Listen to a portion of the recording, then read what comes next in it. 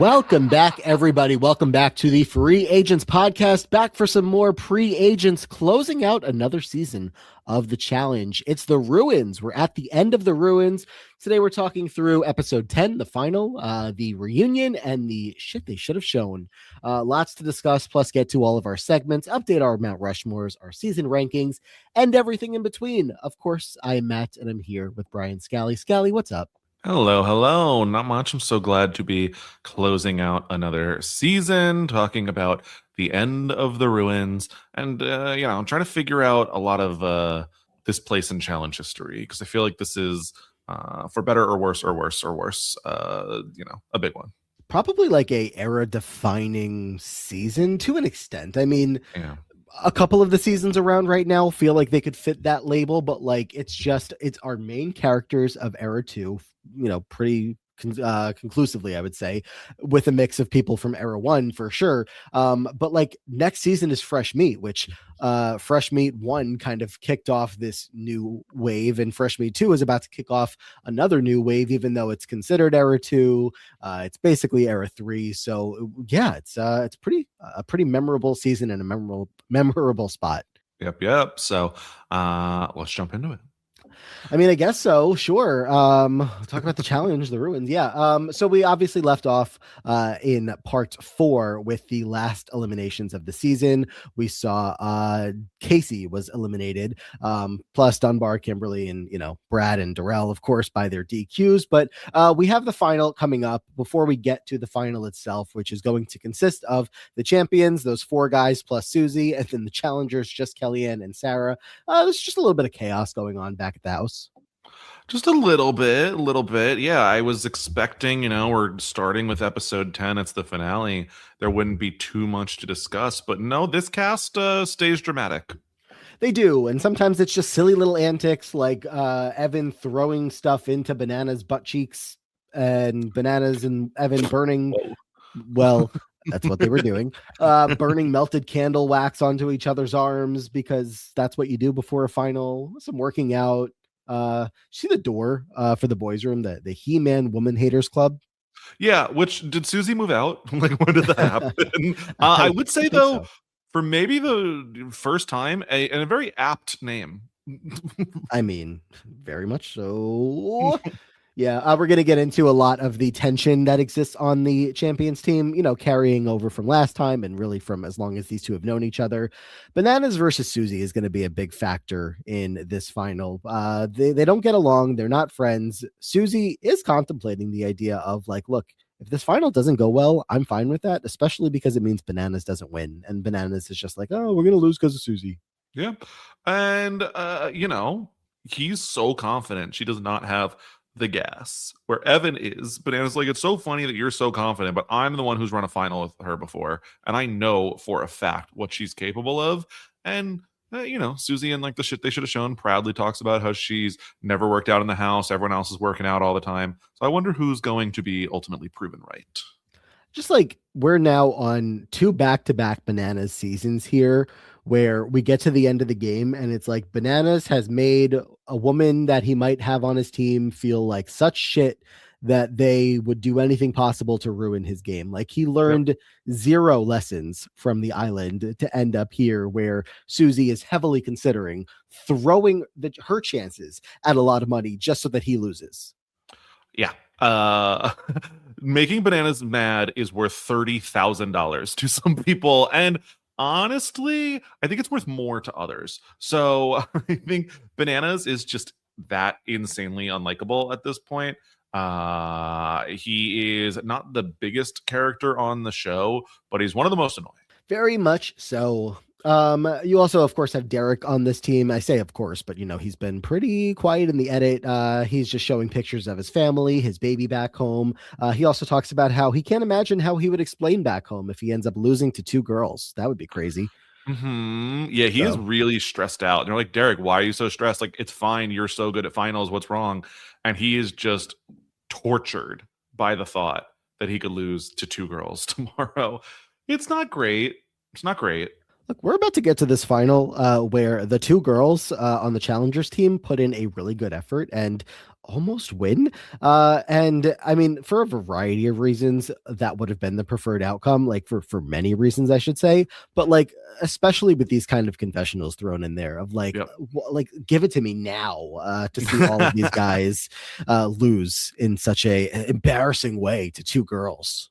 And Derek is like the least offender by far. Yeah. Like he has this like one dumb comment, but I can't really think of too much else. It's more so the like refusing to stand up, but basically everyone in the house is guilty of that one. Derek is, look, a little frustrating. And those girls do kick their ass for a large portion of the final, which we'll get to. I mean, it's funny. They talk like Sarah's laughing before we get to the final, like, oh, they're so scared of these two girls. And it is kind of funny. I mean, like they're all like they're all confident about like, oh, we got this in the bag. But like you see them all like running so much and training and this and that and really getting their head in the game. It's like if you guys are all so confident, like, look, I'm not like slamming them for getting ready before a final, but they seem so confident and yet like they have to do like everything possible to get ready to beat the girls. Like, I don't know. It's just it's Yeah, that like circuit training of like sprinting on the treadmill and they're just like sweaty beyond the belief, like hitting each other on the back as they jump on and off the treadmill. I was like, what is this? Yeah. What is going on?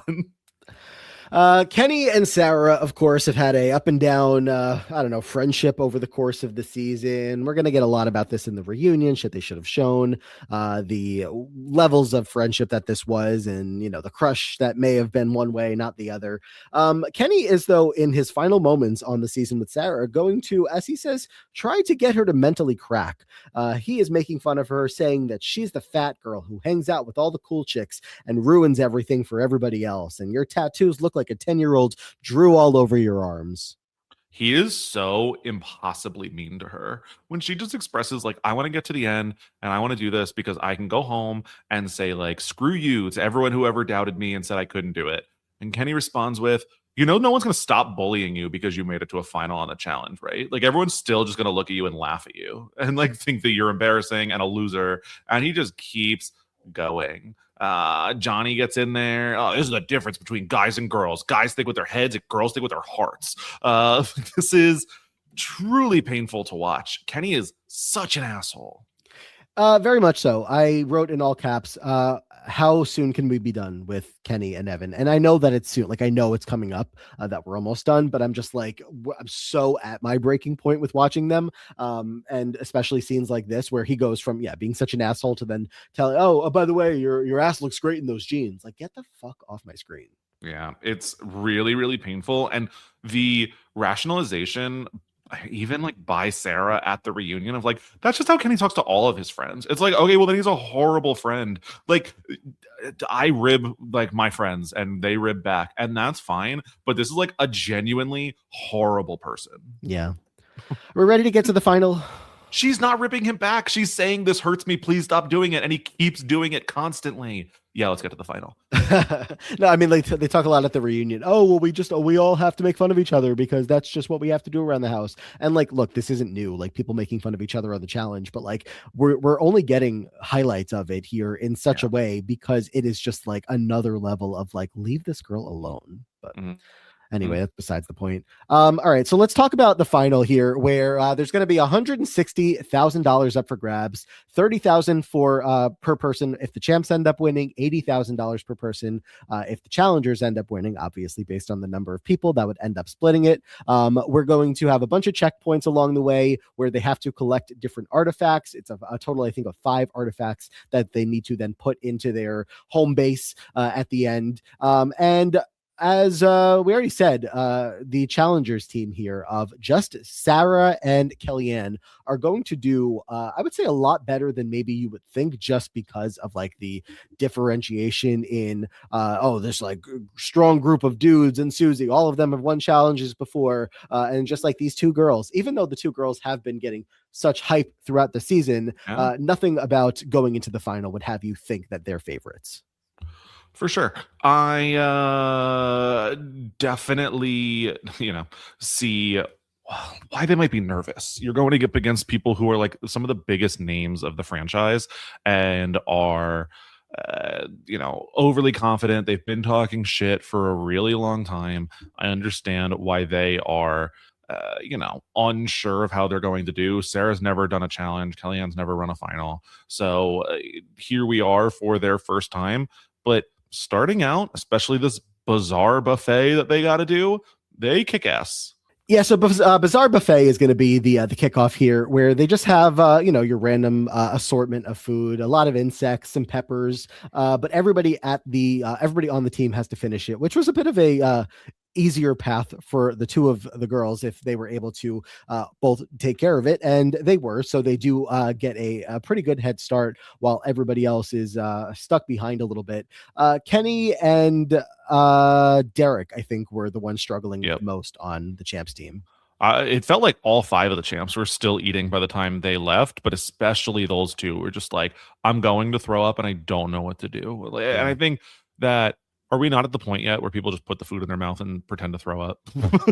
I would say we're pretty early on in food challenges in general, especially as a part of a final. Yeah, I think that's probably fair. But overall, when we saw these giant plates of like this huge plate of chili peppers or durian or frog legs or beetles, whatever, they looked so overwhelming. I was like, oh, that's going to suck. But then it was like one chili pepper, one piece of durian. And I don't doubt that it sucked, but much less than the expectation. Right. So like I said, the challengers end up running off first, and they get a bit of a lead. We're going to get the other checkpoints that we have here are Junction. No, sorry, that's the overall project. They call it a junction, where they have 4 different paths. The first one is the jigsaw puzzle. They have the mud pit. They have a shortcut, which is where they have to walk across bamboo shoots without touching the shoots. It was definitely giving more of a survivor team immunity challenge. I was picturing that. And then, of course, the building blocks at the very end. Overall, both teams did pretty well on both of them. Just to cut ahead, it comes down to the building blocks checkpoint that both teams are at around the exact same time. And it turns out whoever is going to solve that the fastest is going to end up being the winners here. But we can talk about any of the more specifics from these as you'd like to. I would say that in general, the challengers are kicking ass again, like I said earlier. But Sarah and KellyAnne are at one point a full artifact in front of the champs. They are completing these super fast. The jigsaw puzzle, they get much faster than the champs. The mud pit, it's about the same. It really is the shortcut, the bamboo balance beams, just in which KellyAnne walks pretty slow and carefully. That really, I would say, doesn't put them behind, but lessens their lead. Lessens their lead for sure. Yeah. I mean, looking at what happens when we get to the final challenge, the final puzzle, you really just have to have that figured out or not. And even if they had the extra, I would say even let's call it 10 minutes of time to figure that out. I don't think that they were going to get far enough ahead that it would have mattered. I mean, I guess to really pick apart strategy, when we get to the building block section, if I'm KellyAnne and Sarah and I'm like, oh, we're really not going to figure this out, just run ahead with those blocks. I don't know that you can quit before the 30 minutes. Well, they should have tried. Just taken off. I think they might have to sit there. The building blocks, I thought was a super interesting puzzle. I wish I didn't know the solution because it's something that I would like to try. But I thought this was fun where they have 10 blocks. They got to make 5 moves and they can only jump 2 blocks at a time in order to make 5 stacks of 2. Must be done in 5 moves, etc. Whatever. 30-minute time limit. They're struggling a little bit, but so is everyone. Yeah. They were, so the story that I don't know that we've touched on enough up until this point for the champs in the final has been Susie's not fast enough. Susie's not going at the pace of all the boys. And so they're carrying her, they're giving her a hard time, not to the level of giving people a hard time that we've seen in past challenges, but it's definitely in the same realm of it. Susie also mentions when we get to the reunion that it was incredibly hot out there all the time, but especially in the final, and you can't really tell that. So getting through the mud and getting through the final was just so impossible for so many of them. So yeah, that's just the big story that's happening there. But when we get to the puzzle, they really have Susie lock in alongside Evan to figure it out. And the two of them are able to figure it out where KellyAnne and Sarah are not. Yeah, I think they had been pretty frustrated with Susie, maybe not as openly as they might have been. Let's say for like Tanya on the Inferno one, where everyone's just screaming at her. I would say, you have Kenny throwing Susie over his shoulders. At one point, it's the three of like Derek, Evan, and Kenny all carrying Susie by like the limbs, which is a crazy way to be carrying someone. But she's not like pulling her weight in their opinion. She does, I think, get carried even before they get to the junction. So she does tire out kind of quickly. Bananas is not entirely wrong there, but Susie is a large part of why they ultimately do win when she is at least partially responsible on helping solve this building blocks puzzle. Pretty fully responsible, I would say. Not according to Evan, well, but come on. And obviously, like Derek plays his part in this, and like, look, someone's got to pick up the pieces and move them just in the right I'm not direction. giving credit to Derek. I don't think Derek would even take credit. It's not like him specifically, but just like the fact that they had enough people on the team that they could have somebody just doing that while the brains were just working in a brainy way. But yeah, they end up getting through this and just running off, leaving Sarah and KellyAnne feeling so defeated, which they're about to be genuinely defeated, as they go run to the finish line, place their final artifact, and get along to the end with Susie in tow, as you mentioned, just carrying her by the limbs. The challengers eventually do time out, and then they take their puzzle pieces to go run to the end with them, and so they do cross the finish line as well, which is entering the ruins arena. We get to see the outside of the arena, which was kind of cool. The other side of the tunnel that everybody runs out of when they get eliminated, we get to see them running into it and then running into the arena, which also I thought was cool at the finish line here when the champs put the final artifact on top of the art on the wall or whatever you want to call it, and then it falls down, revealing their check behind it. Like, I don't know, just some cool cheap tricks stage there to get the winners their check. Do you know what I don't like? I don't want to see the ruins at daytime. Like, time this final so that they run in at dusk at the very least. That's a good point. Think that, like, time this better so it's more cinematic. Going in and seeing the ruins at daytime, like, let the ruins put on their makeup first. Like, I am not thrilled with this daytime ruins look. Yeah, I mean, it's supposed to be like this fiery, it's not the Inferno, but it's supposed to be pretty similar to the Inferno, and it's just like, oh, it's daytime. She just woke up for the day, and yeah, like you said, no makeup on yet. Yeah. So, but everybody gets there and everybody has finished it. It's just, of course, going to be a win for the champions here. Look, plenty of accolades are going to go to Sarah and KellyAnne because not only did they finish, but they did so well the entire way throughout, up against this team that nobody expected them to have a chance up against. So, again, they're going to get their props, but it's not, $130 whatever $1,000. So that's tough. It's not. Good for them. They really almost could have done this. I would love to know exactly like how close it really was, because you hear them being like, we're 30 seconds away when we hear them yelling. Is that because they ran into like audible range, or because they really were only 30 seconds ahead? So I do think it was pretty close, and it's unfortunate. I think the show would probably, what would they rather have? Probably the underdog story. You know what I would rather have? How much why would matter? Tell me why? Why would you rather have the KellyAnne and Sarah win? Oh, come on. It's just like, imagine, and like the audience at the time would have hated it. They would have hated it. They would look. They love Evan and Kenny and maybe probably Derek and maybe Johnny. I don't know. So they would have been miserable. But like, oh my god, to get to watch these guys lose to two girls, like, oh, I would have loved it. It's fine. It is what it is. It's interesting how at the end here we get Bananas being like, oh yeah, Susie's my friend. I'm glad we get to walk away together as friends here. Yeah, okay. And TJ also gives Susie some props, saying that if there was only one winner here, it's Susie. They tried to get rid of you, they beat you down, but Susie gets some credit. I mean, I think from TJ's perspective, like, did they try to get rid of Susie? Like, they gave her some of the easier picks in terms of Kim, and then she got to pick Casey. So like, they really didn't get a chance to make any moves against her. We had Bananas in confessional talking about how bad he wanted to get rid of Susie, but I don't think TJ is privy to that. She is the biggest money winner of the season, though. Yeah. Not a bad paycheck to bring home. Do you have the exact amounts? I know she had a lot, but I don't know if not important if you don't.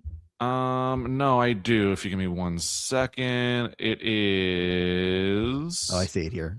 She had $63,000, just about. yes. Whereas the next highest was Bananas, who had won that elimination to get himself a little bit more money. He had 52,000, almost 53. And then because you don't go into elimination, you don't earn other people's money. Enough. Kenny, Evan, and Derek, they walk away with just $50,000. Nothing to sneeze at. Yeah. Which, how much was the original prize? Because did they redistribute? I need to do the math on this. Did they redistribute all of Darrell's money and everything? They did, yes. If you look at the Okay. chart when Darrell goes home, all of his money is dispersed amongst everybody else. Okay. I know that it is a thing, but I didn't know at what point. Yep. Yeah. Sarah walks away with about 18,000 and KellyAnne with about 13,000 on the season. So, everybody gets a little something to take home. As far as these winners are concerned, Susie, Bananas, and Evan are all getting their second win here. We have Derek with an interesting story who goes from being unable to win his first season to win a season to now he's won the past 3 straight, which is kind of crazy. Kenny unfortunately has like this dominating story over he makes the final in his first season, doesn't win, goes out early, and then has now won 3 of the last 4 seasons he's been on, which is big. But is Kenny the reason? I don't know. Kenny is like an interesting competitor to me. I had recently seen an argument of Kenny's not that good, and I've been like reevaluating everything Kenny here. I don't think he's sorry. And I think Evan is such a clear standout physically versus Johnny and Kenny in this era. Kenny's afraid of eliminations. It's just he's got the social game that gets him to the end. Like nobody's ever coming after him. Everybody thinks that they're good with him. He's obviously so charming to all of them. So that really gets him to the end without having to be in danger much along the way. Sure. I'm just I don't know that he's as good in dailies as some of these other guys. And Derek and Kenny, mind you, now 3-time winners for both of them. And all 3 of their wins, I don't know if you knew this or picked up on this, all 3 of their wins were alongside each other. Yeah. Which they say, I'm never signing up for another challenge unless you're there. Yeah. We have this streak. We are going to keep it going. And I don't think that's going to hold very long. No, I mean, it's not like their story is super tied to each other, besides the fact that, yes, they tend to work together a lot, but it's you never think of Kenny and Derek, but they've now won 3 times together every time. I do think of these 4 specifically as kind of a little unit. I know that it always was the JEK dynasty, but I really did think of Derek as the silent 4th member in there. Yeah, and I was I have some Reddit comments to get to later. One of them was from somebody who was talking about how it's really hard to see this, I guess, throughout the season, but it does seem like, especially hearing these people talk about the season years later, that Derek was much more the 3rd with Evan and Kenny than Johnny was, and Johnny was more of a 4th, even though we might perceive it differently. I mean, that's kind of what I've been thinking. I think that it was publicly this. I think Kenny is close with Johnny. I don't feel like Evan has a real loyalty to Johnny here 100%. In the way that both of them do to Derek. That's exactly it. I mean, you see throughout the season, throughout the end game, especially, Johnny has issues with Evan. Evan's annoyed with Johnny. So definitely some tension there. Yeah. As far as Susie is concerned, and let's use this to start getting into the finalists and when they're coming back and all that stuff. Susie, who is not ever going to return to the challenge, not even for an All-Stars at this point. She found her man, cameraman behind the scenes, and she ran off and never came back. Susie has never been eliminated from the challenge through the end of her career here. She's made it to the end 4 out of 4 times, and she's won 2 of those 4 times. So not a bad way to go out here, and just not a bad resume at all. Well, we'll see if she can keep it up actually for one more little stint on the spring break challenge. That's true. When I say never returns, not counting spinoff. So we'll see Susie right around the corner, but if that counts. Johnny Bananas is going to be off next season. He will not be with us for Fresh Meat, but then he'll be back for 3 in a row, 17 of the next 19. You know the story. But hey, we get another little break. Look at that. I'll take the 1 season. Kenny is back next season. He's on 2 of the next 3, and then he's done, which I'm waiting for the end of that sentence. Evan only has the one left, which is his final season. It's 3 seasons from now, so a bit of a break for him. Kind of surprising to get that much of a break from Evan, to be honest. This was kind of their thing. Evan, even in this finale, talks about like, how lucky am I that this is my job?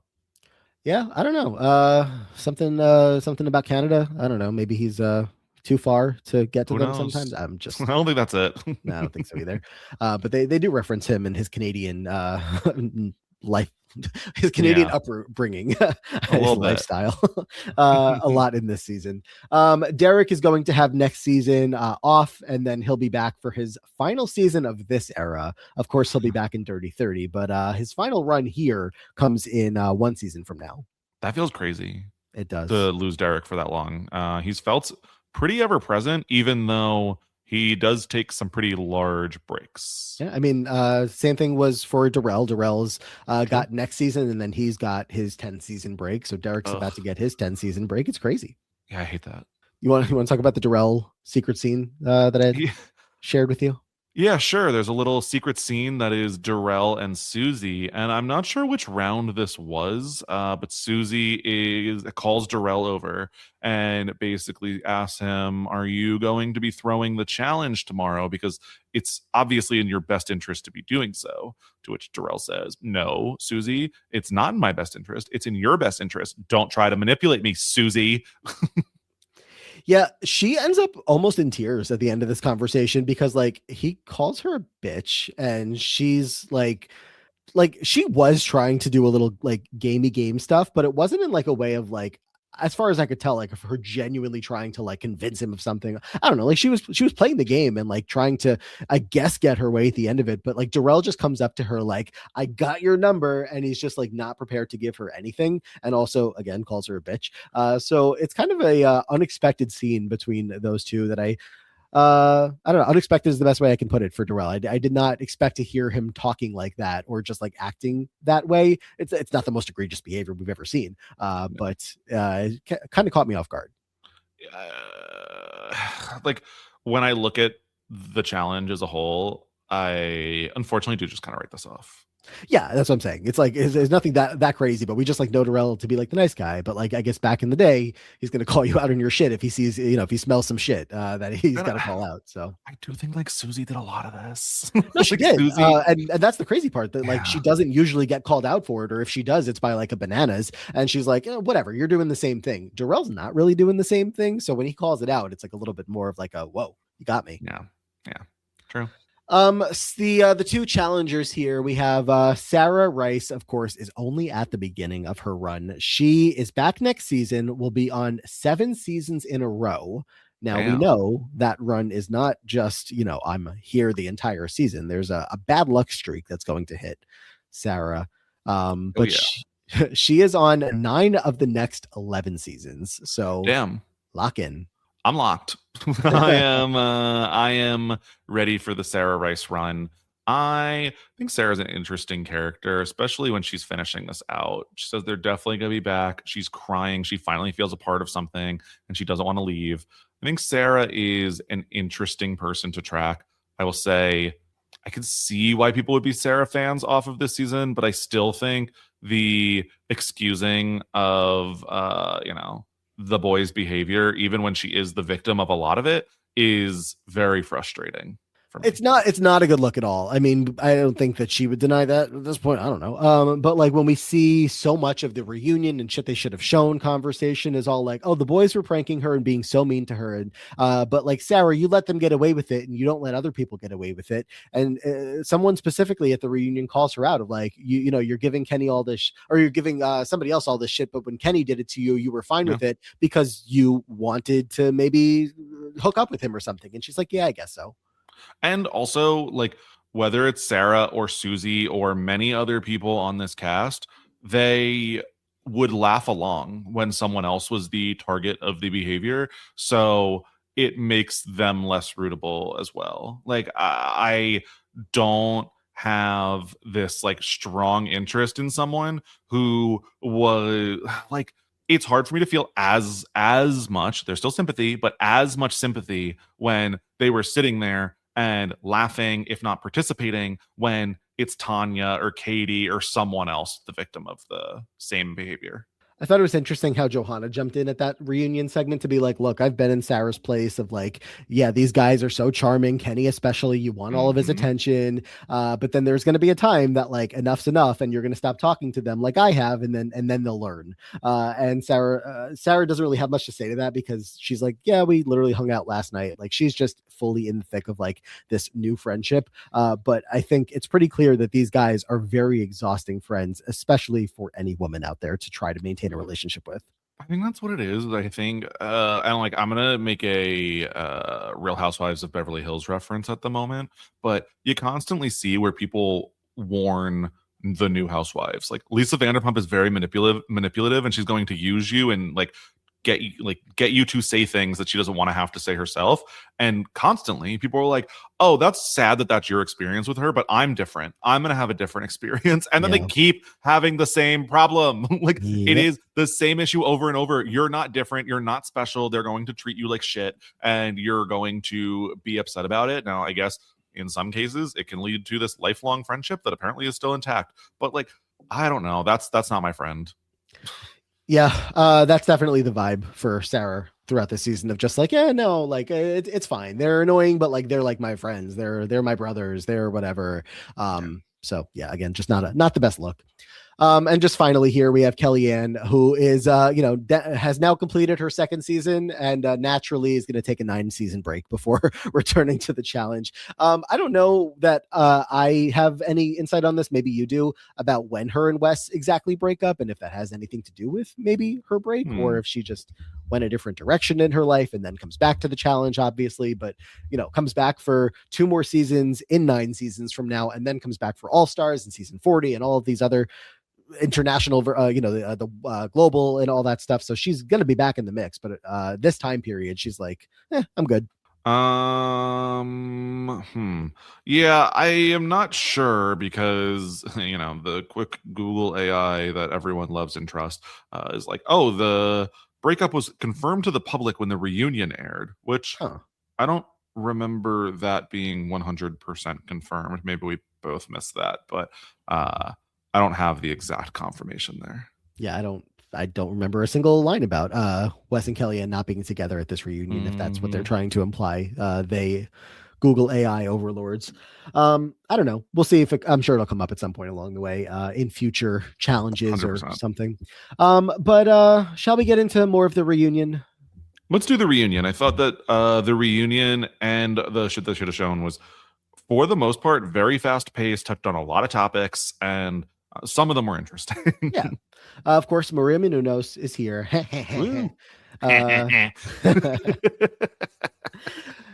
We have Wes, Evan, Kenny, Johanna, Bananas, Veronica, Susie, and Katie. Katie's here from the Champions team.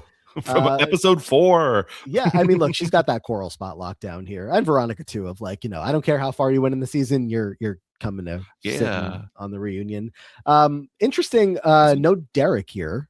Yeah, no Derek, no Darrell. I think those are the 2 biggest where like they Derek is a finalist. I guess not that much storyline, to be honest. And Darrell gets close to the finals and has the Brad fight. So I'm a little surprised no Darrell, also the Wes fight. So I think that Darrell was, I guess, either busy or a big oversight. I think Casey really could have been here talking about like all of the issues between her and her team. Even like Kim and Kohutta, I was a little surprised weren't here. Yep. I am not surprised that Tanya's not here, but of course there's going to be a big segment on Tanya here, and they're just going to be talking about her, not with her. So that is notable. The only challengers that are here are KellyAnne, Sarah, Brad, and Dunbar. Oh.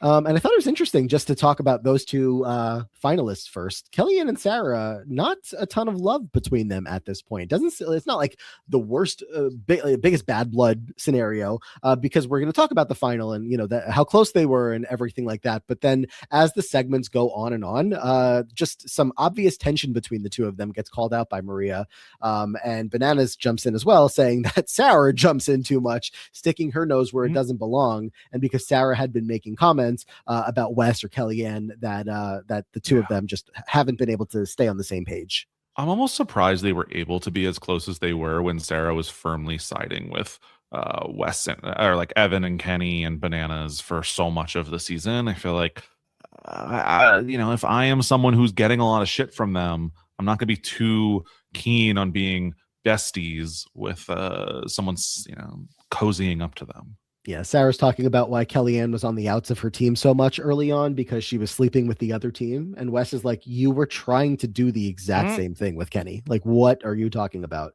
Yeah. Nothing you can say to that. So, yeah, I think that maybe I don't want to say physically, but like proximity wise, Kellyanne was literally sleeping outside of their room and kind of isolated herself. I think that makes a little more sense. mm-hmm. We opened up the reunion with Maria questioning Susie as to, hey, Susie, why didn't you break your contract and make a deal with the other women on the other team that they could have won the final and they would have sent you some money? Mark Long does it all the time. Why didn't you do it? Like, I thought this was a really weird question to be openly asking. Yeah, I mean, KellyAnne does point out eventually, yeah, we're not allowed to do that. But Susie's like, yeah, I mean, I could have done that. Like, I could have lost and then hoped that they would send me a check. And I was like, is anyone going to say that this is illegal? Like, it's on the contracts you signed, you're big trouble. It's crazy because they openly do it on the challenge now. Like, it's just talked about. Yeah. Like, oh, I'm actually going to give second place 25,000. Like, why? Why is that allowed? That should be explicitly like, actually, you're not going to do that because we said so. I mean, if it was allowed, yeah, that would have been a great idea for Susie. She would have split plenty more money with them and she would have gotten the other guys to lose. And I guess she didn't care that much getting another championship. She already got a win. And this also, I still feel like this is around the time where it's like having all of these wins. It's not like, they're comparing numbers just yet. So there are some people that it matters to. Like Derek cares about very much cared about getting a win. Brad cares about getting a win, but I don't think that the average person really cares about the titles. Yeah, for sure. We have, of course, plenty of people that get their segments. Brad is going to talk about the fight with Darrell. So did we talk about this at the time, or did we know about this at the time, that his eye got so messed up, not from the punch from Darrell, but from hitting a bedpost? Did not talk about it. Did not remember it. Don't want to see it. Yeah. Yeah. His eye opened up after about 3 days, he said, which he was very glad about, because 3 days with your eyes shut, you don't know that it's going to reopen, but it did. I would be so scared. Yeah, very much so. I liked the way that Susie just added some context to it. Not to say that like she wasn't justifying what Brad did, obviously, but just like she said that like the night that elimination happened, that Darrell beat Kahada, it was just like the game was made clear to everybody in the house that like, oh, the champs have a lot of money now. They have all of the Kahada's money. They're probably going to win the challenge, take home all of this money. And Brad, who's missing Tori, missing his life back home, and feeling like he's going to go home with nothing to show for himself again, was just sent to even further of a spiral, aside from the Casey Cooper of it all. Yeah, I think it's pretty clear at that point that Brad thought he was leaving with at most $2,000, and that is going to be frustrating. Like we said, Brad, has had conversations with Tori on the season of like, what are you doing? You can't do the challenge forever. I've tried to help you get a job. So I feel like that pressure really, really got to him, to the point where he even says he's not drinking hard alcohol anymore, but don't hold him to it. And he won't do another challenge without Tori. You know what? For at least the next season, to call it 2 seasons, he's going to hold true to that part. That's true. Next time we see Brad, we will also see Tori. So we'll get there in due time. We, of course, have a lot to talk about when it comes to Wes. What do you think of Wes's showing overall in this reunion? It felt like he was, like I don't know if like ready to apologize is the right way to put it, but like had some apologies. Also, like was trying to, I think, stand up for himself and say like, that wasn't supposed to be as crazy as it was. Like, these were my relationships, and this is how I was coming into the season with this person and that person. And then it just like kind of went off the rails. Yeah, I actually think Wes did a pretty good job in this reunion. He didn't seem like he was fighting just to fight, but also was not sulking or like apologizing too much. I think, as even Veronica said, like, Wes had no choice. He played the game he had to play, and that's what it is. And so I thought, all things considered, pretty decent appearance. Yeah, the Wes and Johanna stuff comes up, and it's basically just like, look, we, might have been able to get along in another world or outside of this house, but with Kenny here, it was awkward. And apparently Johanna and Kenny had like been sleeping in the same bed at the beginning of the season, even though it wasn't actually like anything. It was just, oh, we all cuddle. We all want a cuddle buddy. Everybody wants a cuddle buddy in the challenge house. So that was going on. Yeah, he apologizes. He had apologized to Bananas. He didn't feel good about the fight that he got in with Darrell. He doesn't actually hate Kenny. Kenny and Wes end up sharing a hug, and of course, keeping an eye on these two for a upcoming season that Kenny and Wes would be very tied to. I was going to say this before, but would you think Kenny would have expected that his final two finals, or actually no, maybe the math is not right, but going to be carrying people in two finals? This one Susie, next one Wes. That's really funny. It's very funny. I think it is definitely an interesting dynamic to have them now like hugging it out, bro hugging, like they're so close. I found it interesting, and I think it's going to be something that I'm trying to keep in mind the next time we see the two of them. Mm-hmm. I did unfortunately laugh a little bit when Kenny wanted to get a hug from Wes, and he says, "Come here, you big redheaded slut." Yeah, I did too. Honestly, Yeah. It's really funny. What do you think of the flip cam? The backstage, they had a flip camera for whatever brand that is from the time, and they just kept sending the challengers around to record footage backstage. It was giving very Bravo reunion. Every single one of them was a waste of time for me. I didn't find any of them interesting at all. A little problematic with the Johanna and Evan one. They were talking about the food table that they had out, and Johanna's like, "Oh yeah, we have vegetables for all the anorexic girls on the cast." To which Evan said, "Have you seen the girls on our cast? Everyone's pretty well fed." Which is crazy because they're all so skinny. Yep. They're so skinny. Even by like 2000 standards, they're so skinny. Yep. Also, Wes and Johanna clarified that they were not ever engaged. Crazy. Blindside. I totally forgot. Yeah. Same, and I feel like that came up in one of our recent discussions about them. Katie, a little bit of a Katie segment, the toilet plunger of it all. She apologized to Sarah the very next morning for lashing out on her. We get some of Katie and Sarah also in the shit they should have shown. Katie really likes Sarah, and she feels really bad about it, all of it. It was really cute. It was so funny. They were like, Katie doesn't apologize to anyone, and she apologized to you. Like, it's this big deal because Katie will go off on people and she doesn't really feel bad about it. This is just Katie. She even says, as far as some of the other big disagreements in the house, like, it's just the challenge house. Like, you're going to yell at people. So to see that Katie felt so bad about the Sarah thing, I liked it. Well, because there was also a game of FMK where Sarah chose to kill Katie, and Katie was not happy about it. No, Katie may or may not have been drinking and took that very personally, and was a little bit of a rage machine. Also, just while I'm looking at this part of my notes, in the shit they should have shown, they show Sarah I don't know if tied up in a chair is the best way to put it, but like in a chair where the guys had tied up a bunch of sneakers to a ceiling fan that was spinning around in ceiling fan fashion, and smacking Sarah in the face with all the dirty shoes. Yeah, I don't know if it was all dirty shoes. I think there was dirty underwear there too. Wonderful. Yep. And Sarah also had like pee balloons or water dumped on her, like, and she was just like loving life in the challenge house. There was some bucket that apparently people would just throw things in that they didn't feel like dealing with because some AC was leaking. So it was like, okay, there's dirty AC water, and then if there was like food people didn't want to go throw out, they just threw it in the bucket, and then like the bathroom was down multiple flights of stairs, so if they just didn't feel like it, people peed in it. So, and that all got thrown on Sarah. Yeah, people peed off the balcony, which was like a very common thing. Evan said he got fined $1,500 for that. $1,500 seems so expensive. I would have peed off the balcony. Like that would have happened. There is such a thing as public indecency, and I don't know how far their house is or close their house is to other people, but I wonder if that has anything to do with it. KellyAnne was shown peeing, squatting down off the balcony somehow. People said that Tanya pooed in the koi pond, which is crazy. Pooed. Pooed is so funny. Oh, Tanya pooed. Yeah, that's all the koi fish were belly up one day, which I don't believe. I don't think that's true.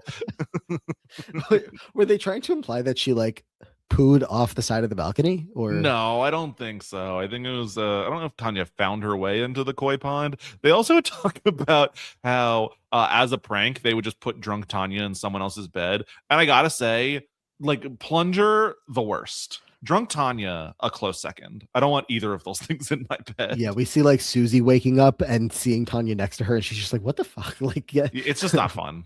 That's not fun. yeah. We speaking of the Sarah stuff, we kind of were just on. Apparently there was like a bet going around, or something regarding that people were sure that Sarah was gonna go down on Kenny, or that Kenny was going to do that on Sarah. But then Kenny's talking at the reunion about how he has no time in his day to bleep someone's bleep. He's not a scuba diver. Yeah, Kenny sounds like the type who would not care about his partner's pleasure. Dunbar was happy to say that he is a scuba diver, and he did do that to Sarah. There might be empirical evidence of Dunbar being a scuba diver. There is. Even though he's insisting that him and Kim, that wasn't a hookup, that we saw them behind the door. He's like, to ask anybody, ask Evan, she was wearing a top. Nothing happened there. And like, Sure. look, he seems pretty open and willing to admit with like a lot of stuff that did happen. So I'm inclined to believe him here, but also it was giving guilty when it happened. Yeah. We also have Veronica and Evan who say they never hooked up. Apparently no one in this house hooked up except for Wes and KellyAnne, who were just having sex regardless of who was around.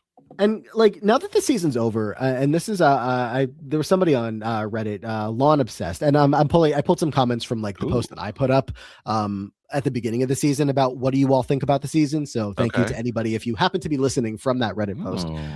But Lawn Obsessed said, my favorite part of the season is Wes and KellyAnne making their own bedroom in the basement. So hilarious. Like we talked about it in part 1, but like it is pretty iconic that they just made themselves a new bedroom, taking over a portion of the house. Like they had like a whole wall up, and when we see footage of them, I think it's during Shit They Should Have Shown, how much sex they were having just out in the open in their not private bedroom with Nutella involved. That was just in their own personal bedroom.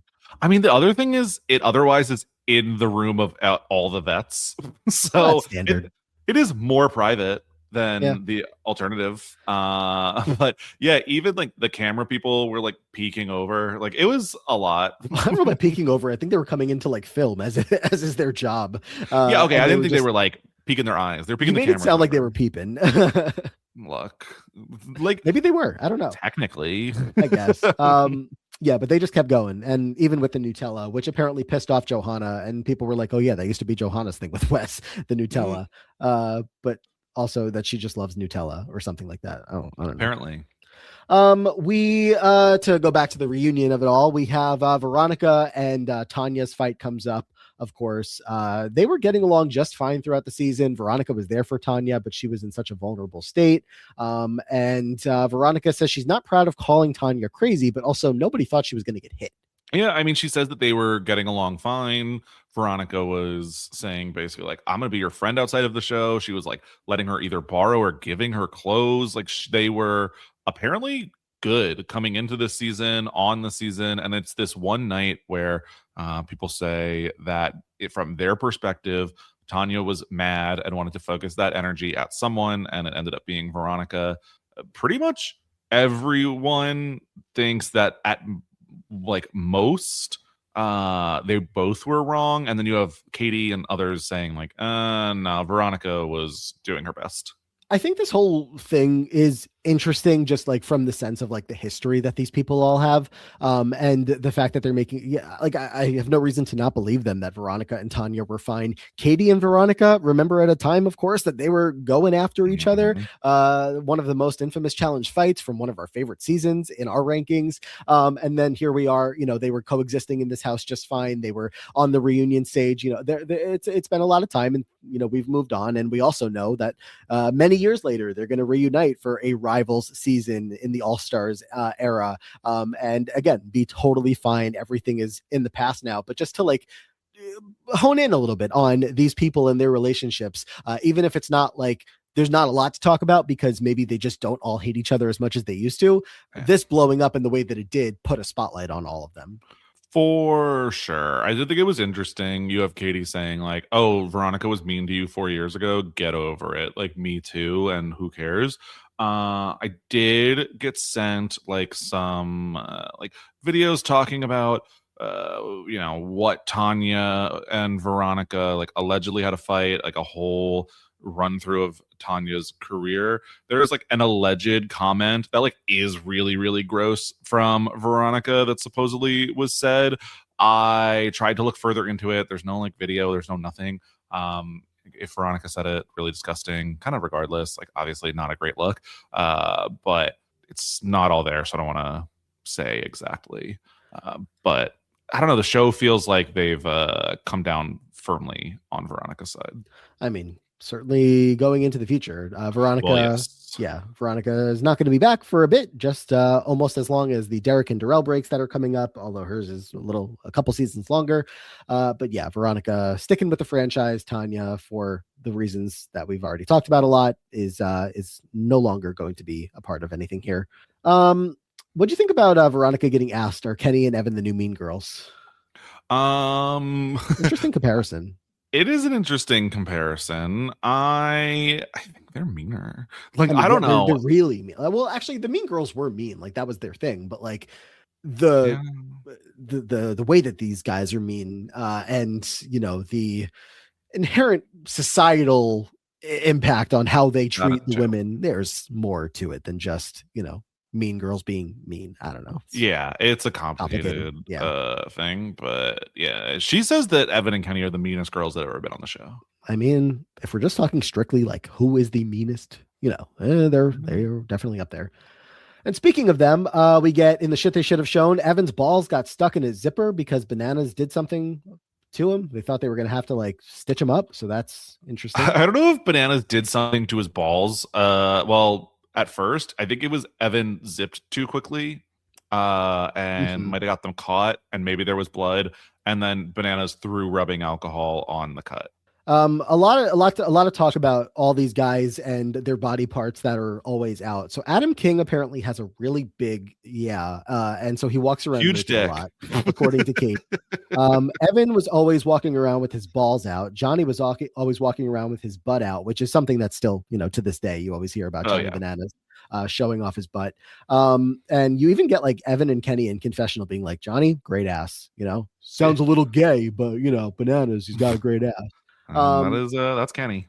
And then we see a picture, or like, I don't know if we saw the picture or like them getting ready for the picture where a bunch of them were out for like a day out one day, and they all just took a picture with some people in the local town with their asses out. Yeah, I think it was just like at the bar. I think it's all challengers for the most part, if I remember correctly. It's just all of them with their asses out. Yeah, because they were told that that's like a thing people do when they come by, and they were like, "Oh, it's tradition." Are we just getting everyone's asses like that comes to visit this area?" They were happy to do so. Why not? KellyAnne and Veronica got plenty of compliments for their behinds. We also hear about, just while we're on this topic, that Evan and Kenny shower together all the time. Yeah, apparently it's a thing. Rumor, you know, supposedly they do it so they can have private conversations with no microphones, but I think it's just a thing. Like, I mean, apparently they would plan their showers around each other. Like, sure, shower with your bros. Evan's like, I've done this my whole life. Play hockey, whatever. But like, the way that they explained it was that like these guys, one or the other, actually more so, I think it was Evan, would go find Kenny and be like, "Hey, bro, what time are you showering? Like, I'll meet you there." Or like coordinating their shower time so that they would get to go shower together. Which, hey, I don't know. We live in a very prude nation. Yeah, well, there's that. Let people shower together, whatever. And the only other or final comment or anything I have here about body parts is Siobhan's boobs. Yeah, Siobhan has a little trick where you can hold a flashlight under a boob and it will tell you if it's real or not. Yeah, apparently like the light glows within her boob to like you can really see where the implant is. It's very orange. It'll light up like a pumpkin. Look at that. I also have noted, I put this in our patron group chat. Bananas had a confessional where they lower thirded him, calling him Kenny. Oops. Okay, interesting. Susie can do the alphabet backwards and Katie can do the states in order. I said big deal. I can do both. Oh, really? Yeah. Okay, do it. Which one? Well, it was the alphabet. It was the states in order in like 15 seconds or something. So you have to be pretty fast. Well, did you have that song when you were a kid? Yeah, but I don't have it down that fast. Oh, I don't know about that fast. I guess maybe if I'm on like 2x or whatever. All right, then give me the alphabet backwards. ZYXWVUT SRQP ONM. Damn. Okay, well, there we go. Never mind. You have more talents than I do. Told you I'm a Susie guy. I'm not, so it explains things. Wait, you're saying you've forgotten the states? No, my brain is slow. I didn't say you had to do it in 15 seconds. I'm not singing. You don't have to sing. Alabama. I'm not going to be able to do it without the singing. Alaska. Arizona. Arkansas. This is not good podcasting. California. Colorado. Connecticut. Delaware. Yeah, okay. And there's the end of my shit they should have shown notes. Yeah, I'm good to move. Oh, you didn't want to talk about how Casey, Kim, and KellyAnne can stick a banana all the way down their throat? Good for them. Me too. What? They got talent. A lot of common talents around here. I actually really did like the list of things that piss Dunbar off and things that make Johnny mad, because I do really look at, I mean, especially Dunbar is just like an oaf. Just like truly like a little like ogre that stomps around the house. Brutal for his ego, but you know what, not much else to talk about when it comes to Dunbar, so fair enough. Yeah. We get a preview of the Real World DC with Emily Schramm and Ty. Ooh, and others. Yeah, some other characters in there as well. I feel like DC was around the time where I was like, is the Real World getting a little boring? But I don't know. Maybe I'm forgetting some seasons. Okay. It was okay. A couple other comments just from Reddit before we get into our season rankings. Someone said, obviously not as bad as many other aspects of the season, but it's so hard seeing Darrell get DQ'd and missing out on his 5th consecutive win. That was Electa M. JTTTN08 said the season really could have been top tier. Lots of women didn't return after this due to the poor living conditions, unlimited alcohol with limited food, production letting JEK get away with anything and everything. Nobody stepped in to help Tanya. Nobody cut her off from alcohol or stopped the abuse on her. So I don't know if like there's like quoted, I mean, not here, but just like from any specific people, contestants, women especially, that were like, okay, we're done after this. Like we just talked about, Susie's done, Johanna's done. I don't know if that is all confirmed because of any of this, but it does happen around the same time. There's a lot. I mean, we lose Kim, we lose Casey, we basically lose Veronica. Yeah, she goes away for quite a little bit. I don't know how many are like directly tied to, but it's a lot of women. Yeah. Some Wild Yogurt 9699 says the JEK dynasty in Derek's place. Oh, I already mentioned this, but that Derek was higher in the pecking order. The unaired clip that I already shared with you when we talked about. And then this person's also making a case that this could be that Casey's performance could be the single worst performance in challenge history.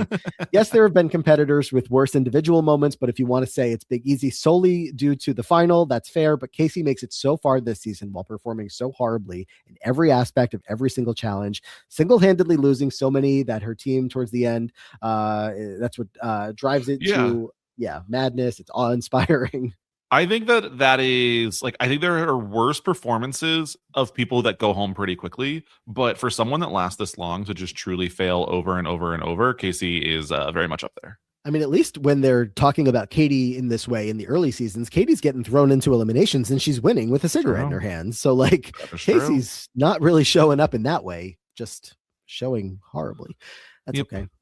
Season rankings or anything else from the reunion, from the shit they should have shown? I'm ready for those season rankings. Now we come into the season. It's a strong start. Now it slows down, I guess, a little bit. Just, and I don't mean like it slows down because it gets bad, but obviously it's hard to maintain the level of what it is at the beginning. And there's also the, around this season is a lot of not fun topic. Mm-hmm. Where are you at?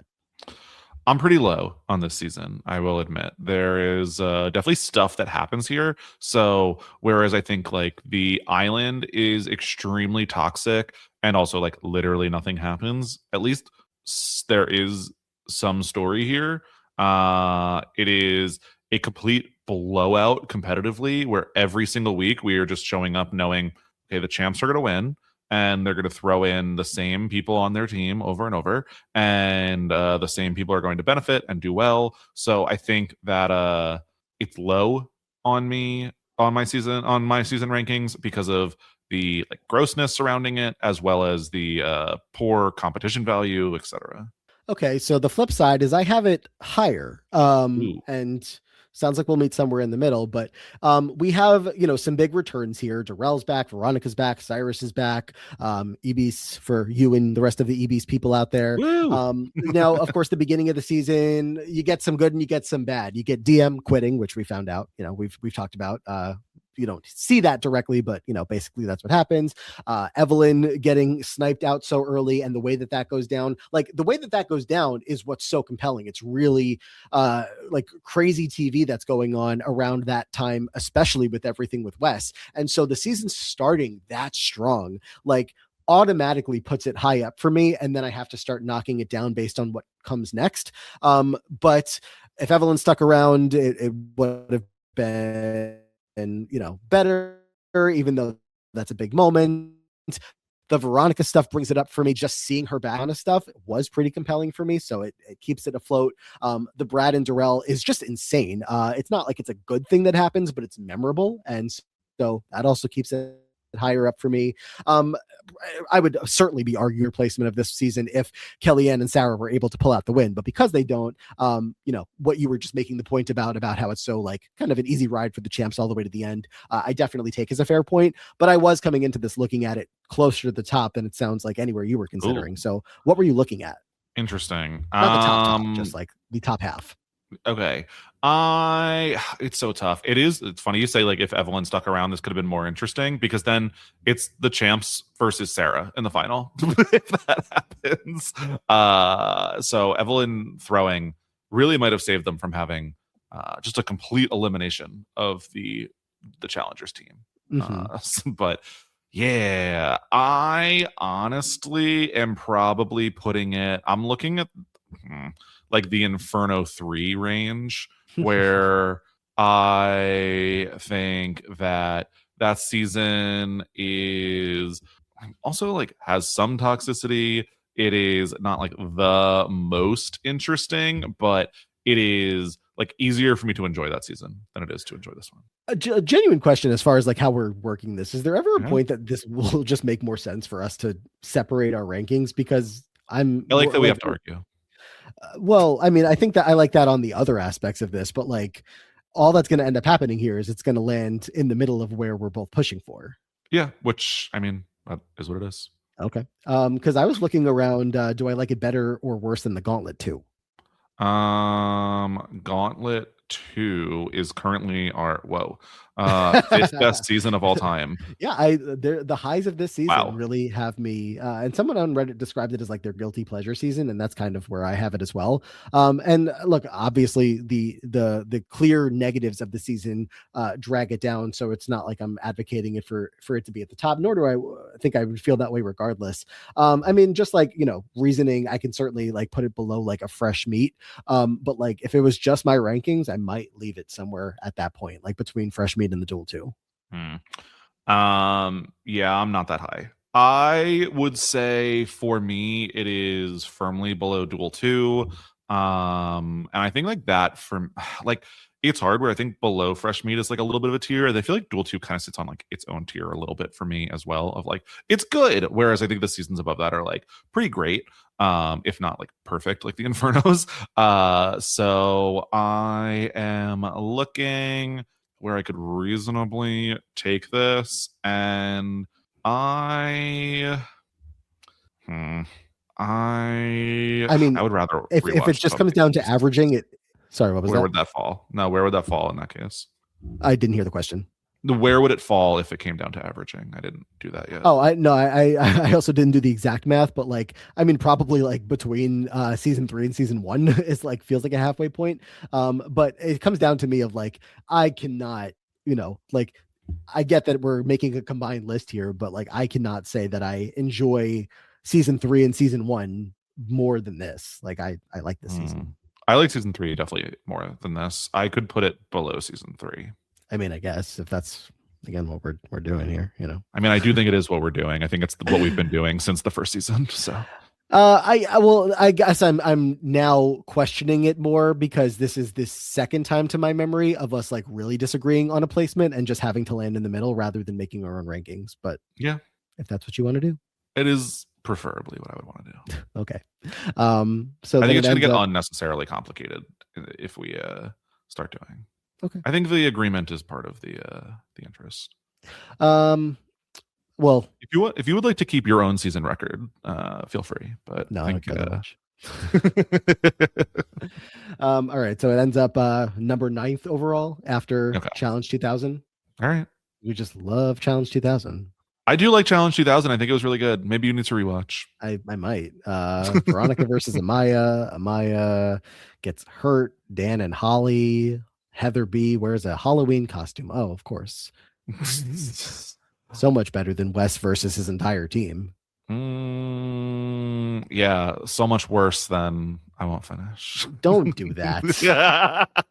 No, just like in general life, and like then like the champions completely demolishing, and it just being like of no interest of who's going in every single week. But okay, yeah, I get it. All right, that's our new ninth best season. The Ruins here. So what's next? Mount Rushmore for the season? Mount Rushmore for the season. I feel like. Do you have like a locked in? Because I did not do my 4 ahead of time for the season. Well, I'll say. Can I go back a season instead and just one more time ask you? Are you sure Rachel shouldn't be there? I really like. For me, I would put Rachel kind of over Landon, which is not the case for you. But no, I would put Rachel over Landon. You said CT Landon Rachel. Whatever. We can put Rachel there. I don't care. Well, I don't want to force your hand, but I was just double checking your temperature on it. We God, it was so long ago that we recorded a whole 5 weeks. That's long. We usually, push these out. I didn't hear a lot of feedback about it, but I don't know if it was Mel or somebody that like did agree with me, and I was like, all right, thank God, validation. I think so. That's true. I don't know. I'm just like, I mean, I don't need to rehash the whole case there, but yeah, I thought Rachel made sense there, but up to you. I'm fine either way, honestly, at this point. Okay, if you're fine either way, I think Rachel belongs there. Okay, do it. Okay. Rachel takes the new third spot in the Duel 2, moving Landon into the not actually mattering fifth spot, all things considered. I'm putting in the notes. Landon was kicked out during Ruins coverage. Fine. Very good. I have a number one spot here for the. I have a clear number one spot. Yeah. Is it a 3-letter name? No. Okay. I have a 4-letter name. 4-letter name. Who? Yeah. Who's a 3-letter name? Wes. Oh, okay. That was my number 2 spot. Okay. Well, we didn't even look at the confessional chart yet. I guess we can start there. Yeah, I have to open it up, so. The confessional chart will have the season ending with Evan at the top of the list with 93 confessionals, followed by Susie with 83, KellyAnne with 71, Sarah with 68, Bananas with 65, Kenny with 59, just like everybody that made it to the end, closer to the top. Derek, of course, is at the bottom of that list. And then as far as like bigger names, of course, Darrell closer to the bottom, which is an unfortunate trend with him. Kimberly and Dunbar towards the bottom of people that made it kind of deep. But yeah, and then the highest person of people that didn't go that far is Wes, 43 confessionals, just below all of the finalists, despite being on only half the season. That is true. Yeah, for me, Wes is my number 2. I think that he is an absolute boom at the beginning of the season. But I think that the person I have at number 1 was pretty involved in that storyline as well, and I think was just like the person for the whole season. Are you saying Evan? Yeah, I am. Evan's not on my Mount Rushmore. That's crazy. But if we're agreeing that Wes is, then I think Wes takes the first spot. Wes takes the first spot. Yeah, I mean, we'll come back to Evan, obviously. But as far as Wes is concerned, it's just the season. You just said this starts with the biggest bang because of him. The story for however many episodes is all about Wes the entire time. It's like when CT comes in and makes like this big crazy storm to start a season, but then he gets sent home within the first episode, and we like consider Should CT still be on the Mount Rushmore? That's what we saw here, except Wes was there for half the season, actually had this be a worthwhile story, didn't hit anybody, even though he got in Banana's face. It's just like a huge impact, drives the entire beginning of the season. And so to me, he's the biggest lock. Okay. Yeah, I'm fine with that. I can see why more when I look at it again. I am honestly thinking that we should just eliminate a whole lot of people, because I think there's a lot of people that have zero contention, and then we can really get down to the contenders. That's fine. Yeah, I have plenty of people totally eliminated here. Basically everybody that gets eliminated before the end, for the most part. But do you have specific names you want to call out, or? Okay, so let's see. I will say, of the people who don't make it to the final, the only people that I think have enough story, obviously we already talked about Wes. I would consider, honestly, Tanya's name is going to be in there. I think Veronica's name, and then Darrell and Brad. I guess Casey, but like, I don't know. So those are the only people that like I would even consider. I'm looking at my list of who I'm considering. I will say I did have Tanya in the no category, just because it is a big story, not for fun reasons. And even if it wasn't, like, regardless of any of that, I think there are people that just have, I guess, bigger stories on the season itself. So I ended up putting her in my no category. I also put Darrell in my no category, of him and Brad. I have Brad in contention here. I think it's more his story and how things break down for him, and Darrell just kind of happens to be there, even though he's a big part of like the West of it all. By no means is this season Darrell's story.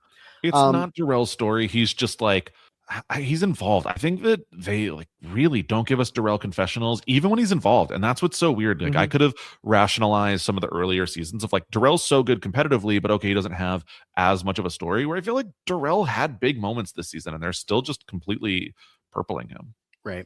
You said a bunch of names that I also have in consideration that didn't make the final, as far as a Casey or Veronica. They're not in like my top tier, but I have them around. I also have Johanna's name on that list. I don't know where I'll land with. I mean, not likely to make the top 4 by any means, so I may as well just, remove her here. But what was I going to say? Do you want me to explain the Kenny Evan thing because I'm combining them? Okay. How so? Tell me. This isn't their story. This isn't their season. I like this, to me, is a pretty classic case that we've had this happen before, where I think it's usually been like the Miz in the past that's been in a spot like this of like, yeah, they're the guys. They're going to get all the confessionals. They're going to narrate the entire story. But what story was this of Evan this season besides like Evan's story related to Wes in how he interacted with all of that? And same thing with Veronica, where like he was a part of Veronica's story. But to me, none of that was presented as from Evan. And I don't care that he has the most confessionals here. I feel like I name in my own notes, I've put at least 5 people above him of who I think of and their stories from the season. So that's just where I'm at. To me, Evan's the guy, both from the show perspective, but also from the game perspective. Like every single thing that happens here is run through Evan. He controls his team and the other team. There is like every single person trying to work with him and like sucking up with him and trying to move further. I think that the entire story of the ruins, there are side stories of like Veronica versus Tanya and Darrell versus Brad and Wes versus team, but like Evan is at worst silently at the center of everything. Keep him on the table for sure. That's just where I had started with thinking about him. And then Kenny is like along the same lines for me of just like he's obviously always going to be present and always be around, but to me it's like not his story, it's not his season.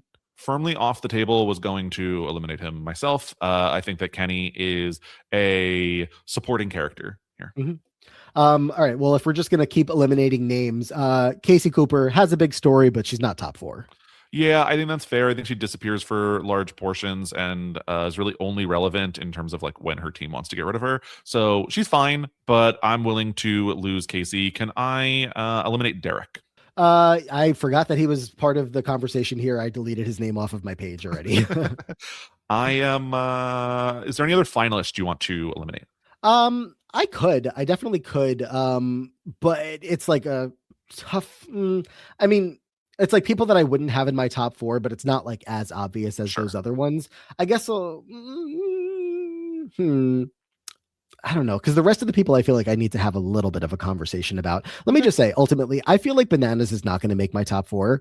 There is a bit of a late game push for him to have story in the season of everything with him and Susie at the end. And like there is some story with him all the way throughout, but just of the names left, I have him at the bottom of them. He is who I was next going to eliminate. I think this is not Johnny's season. He, to me, is still very much a supporting character. He's not really broken out in this way. The Island, he's a big character, but he has fully fallen back to the shadows behind the more involved parts of his alliance. Yeah, no, I don't have much else to add there. It's just agreed 100%. Yep. He will obviously be finding his spot in the spotlight very much more consistently. And while he's obviously there, again, he's just of the people that we still have left, he's not Yeah. that high up for me. We still haven't eliminated Veronica, but I think we're at the point where I would. Yeah, I think that it's a good run. God, I really hate to keep giving Veronica that like fifth or sixth place spot, but it's a trend for a reason. Technically, I don't think that she is here for me. I mean, actually, Yeah. there's another name that I have on my board that I don't know if you said or if we didn't Who? say. Did you have Brad still? Um, I have other names above Brad. For me, he's probably in around similar placement to Veronica, where I honestly almost think she's more involved than Brad is. I think that Brad is kind of the Evan of the challengers, and because they're making no decisions, they're having less drama. He really gets like one huge episode for this season and not a lot else. Mm-hmm. I mean, I think that's fair. It's certainly along the same lines as I keep bringing it back to like the CT of it all, of like when CT has a big moment and we're like, Sure. hey, oh, does he get on the Mount Rushmore of the season because his big memorable moments of punching Adam or whatever else he's punching Davis at the beginning of the season, like that is crazy memorable in bad ways, but does that make him stand out as one of the top four picks of the season? Honestly, for me, where it comes down for Brad is that, Brad and Darrell and that whole thing is probably the number one thing that I think of when I think of the ruins, because it was just such a crazy moment that it happened. But I also always talk about, wanting to separate like what are the top moments of the season from whose stories were the season. So I always have a hard time with that. Who would be your second most secure spot then? Don't know how controversial this is to you because Okay. I always proceed with caution with these. My second highest besides Wes is KellyAnne. Yeah, I've gone back and forth on this one. Sometimes I feel like KellyAnne is not the biggest character, and then I think in looking at the confessional chart, I can remind myself that there's probably a little bit more. I think KellyAnne is a fine addition here. I just think the Wes and KellyAnne pairing is so memorable, so notable. It's such a huge part of the reason why the Wes story in the beginning of the season even happens. KellyAnne holds her own in a story the entire season. Not only is she just like very active with story or with the game. I mean, you have the entire champs team that is like arranging, let's get Evelyn against KellyAnne. Let's get Veronica in against KellyAnne. We have to take KellyAnne out because she's this big threat. And then the story of KellyAnne and Sarah being in the final and doing so well up against the champs team. I mean, she just has it from start to finish. Yeah, that's fair enough. So I am looking at these last two spots. Who do we still have in contention? Who's still on your list? the name's still on my list. Well, I still have Evan here for you. Yeah, for me.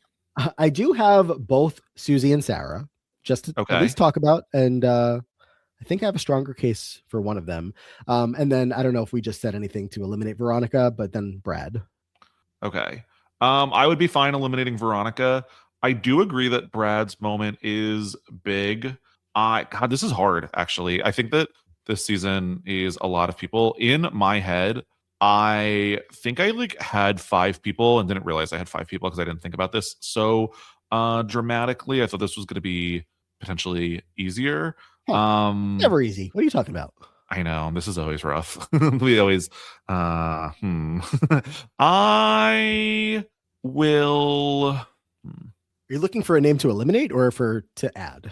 I'm not sure yet. The thing with Evan is I hear what you're saying about him not having like as much of a personal narrative the whole way through. He does have the hookup with Veronica allegedly. And then this season is in my mind like where you think of the Brad moment, like the Brad Darrell moment as one of the big moments of the season. I really think of this season looking back on it as kind of like the JEK season and the JEKD season. And so it feels really weird to not have any of them in the Mount Rushmore. That's to me, I guess a little bit more of like all-time men's Mount Rushmore. And I'm not saying I'm about to make the case for Bananas to be there, but I Yeah. agree that that's a place that we're at in the show for sure. But I'm focused on the ruins itself and No, but like individual this, stories. yeah, I get the like individual stories, but like this season, when I think of it, I'm like, oh, that's the JEK season. Like that Yeah, is what I think of. They ran this season. This was their season. And so yeah, like Brad has one moment, but to me, this it's season was theirs. it's the kind of thing that makes you like wish we could go back, I guess, and say a faction can be on together because then we could go all the way back and we could have put Tina, Veronica, and Rachel all on at one entry as the Mean Yeah. Girls on the Inferno too. But we hadn't set that precedent yet. Otherwise, I would say I yeah, like this absolutely. better anyway. JEK could be all on together. But also then why is Bananas making it to Mount Rushmore when we don't think that he belongs there just because Yeah, I of don't think so. his grouping? Well, let's talk about Susie and Sarah real Sure. quick here. I will say my case is much stronger for Susie. I think that's probably obvious. I agree. Just because she is the highest talked about and gaming woman on the champs team, even all the way to the point that TJ at the final is like, well, if there was basically one winner here, it's Susie. Susie got through the season. People were coming after her. She narrates the hell out of everything going on. And it's just like impressive to me that, you know, the same thing when Susie on her last season, we were like, is Susie's the number one pick on that Mount Rushmore of that season. She's just all over it. And I just don't remember her as having this capability to take a show in the palm of her hands and just run the game, run things. Like she's gaming alongside Evan. She's just making connections. She does have some people coming after her. She's just got like all aspects of the show and the game covered. And so I feel like this really is a season that has a lot of Susie's story. Yeah, I agree on Susie. I think that Susie is involved in some of the drama, like with Bananas, but more she is very active game player. She goes into 3 eliminations, right? She is just like a big part of this overall. Her friendship with Sarah is definitely a thing. So I would also put Susie in here. Okay. And then Sarah, I don't think Sarah makes the top 4, but I do think she's I like a don't pretty either. close 5, 5 or Yeah. 6, something like that, where it's like, this is a strong debut for someone who we know is about to become a bigger character. And that makes it maybe even more elevated in my mind of like how I view her on this season, but she's got so much story. She comes out as this like really guns ablazing, ready to play the game newbie, and her involvement with Kenny and with those guys in general makes her stand out a lot or gives her a lot of story on the season. But again, I just kind of view her in like a 5 or 6 spot. Yeah, no, I So think that's fair. take her off the board. Yeah, unfortunate. I do think that I guess when I think of this season, I really do think of more people than some of the others. And I think Sarah's firmly in there. But once I start having to narrow it down, I think she comes off that board. I mean, if you feel strongly about Evan in the last spot, now that we're down to basically Evan and Brad, I hear the argument, especially framing it along the lines of like having none of JEK here would be a little Yeah. crazy. So yeah, I mean, if you want Evan in the last spot, I'm good with it. But again, the Brad moment, the Brad and Darrell moment is really just Yeah. I like for me with Brad, I get that it is a little bit more of like Brad losing it and like his like the game in that moment and etc. So it's framed a little more through Brad. But I think season wise, like I have the Darrell involved in that moment, Darrell involved in the West stuff. Darrell like losing his 5th season was like I don't think it's something that like you can gain on a rewatch, but like at the time was so huge of like, Mhm. oh holy shit, Darrell's going home. Like that's crazy. That's never Yeah. happened before. Just like, you know, Wes getting eliminated for the first time. Darrell wins these things. That's what he does. Yep. You pencil him in, and you had him firmly getting his 5th win, having the ticket to the final according to the rest of his team. So it felt more like significant that Darrell was going home than Brad was going home at that moment. So I think it's tough, but I think I do have Evan personally. Yeah, I'm good. I'm Okay. fine. Especially talking it all out. So Cool. Yeah, this is honestly around what my Mount Rushmore looked like in my head anyway. Wes, KellyAnne, Susie, and Evan. Yeah, Top 4 of the season. Sometimes we talk about or track who for sure. actually won the season from this. And that's, of course, Susie and Evan. So we do have some winners represented on here, which is, interesting. I always look after the fact of like the men-women breakdown. And here we do have 2 men, 2 women, which is not our usual. We do tend to have more 3 women, Sure. 1 man. But what is this?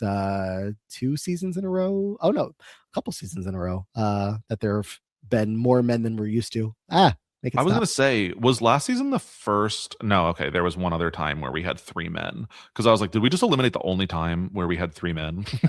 But Crazy. no, there was one other time. Ready for all-time Mount Rushmores? All right, which direction do you want to go in first? Actually, I'm going to start with the women, which is not usual for us.